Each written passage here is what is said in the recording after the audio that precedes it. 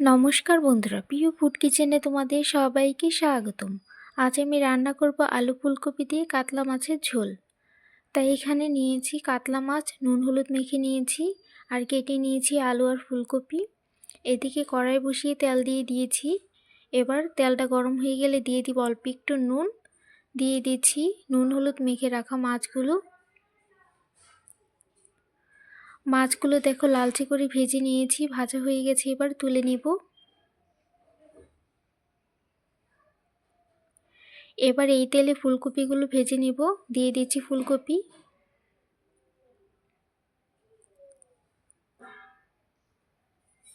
দিয়ে দিব অল্প একটু নুন আর হলুদের গুঁড়ো,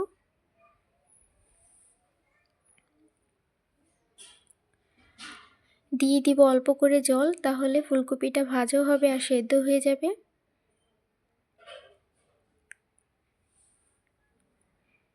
এবার একটু ঢাকা দিয়ে দিব। দেখো বন্ধুরা, জলটা শুকিয়ে গেছে আর ফুলকপিগুলো সেদ্ধ হয়ে গেছে। ভাজা ভাজা করে নিব এবার।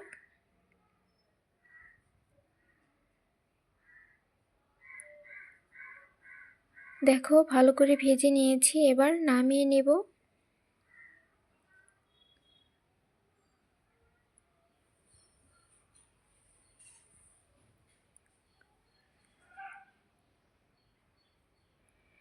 এবার কড়াইটা পরিষ্কার করে দিয়ে দিব পরিমাণ মতো তেল। তেলটা আবার ভালো করে গরম করে নিব। দিয়ে দিব জিরে ফোড়ন,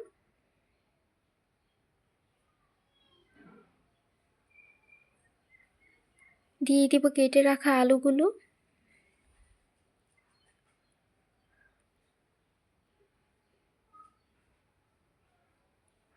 দিয়ে দিব অল্প একটু নুন আর হলুদের গুঁড়ো।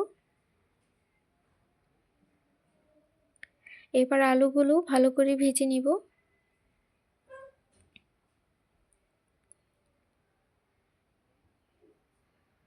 দেখো বন্ধুরা, আলুগুলো ভালো করে ভেজে নিয়েছি। এবারে দিয়ে দিব আদা বাটা, কাঁচা লঙ্কা বাটা,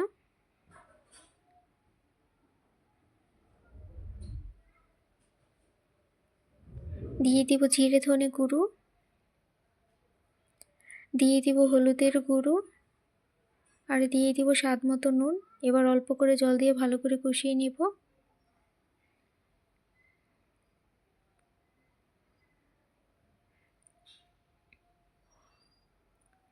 এবারে দিয়ে দিব টমেটো কুচি। এবার আরও কিছুক্ষণ ভালো করে কষিয়ে নিব। দিয়ে দিচ্ছি ভেজে রাখা ফুলকপিগুলো,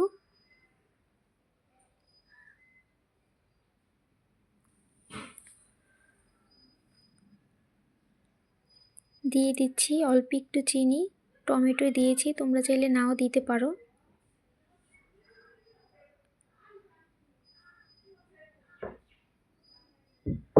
দেখো বন্ধুরা, ভালো করে কষিয়ে নিয়েছি। এবার দিয়ে দিব পরিমাণ মতো জল।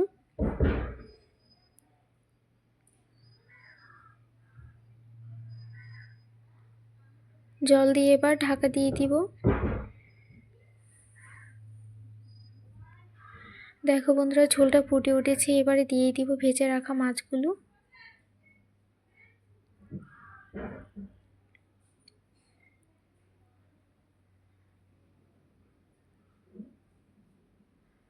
মাছগুলো দিয়ে আবার একটু ঢেকে দিব।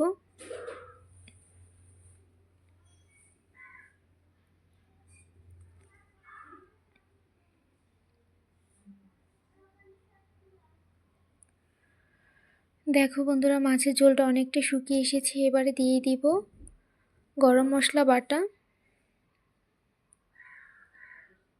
আর দিয়ে দিব ধনে পাতা কুচি।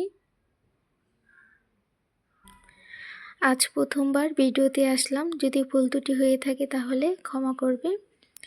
দেখো হয়ে গেছে মাছের ঝোলটা, এবার নামিয়ে নিব।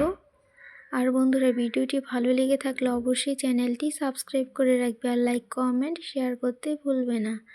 দেখো কতটা সুন্দর হয়েছে আর খেতে তো অসম্ভব টেস্ট হয়। তোমরা এভাবে একবার রান্না করে খেয়ে দেখতে পারো, খুবই ভালো লাগবে খেতে। দেখো নামিয়ে নিয়েছি, কতটা সুন্দর হয়েছে আর খেতে তো অসম্ভব টেস্ট হয়।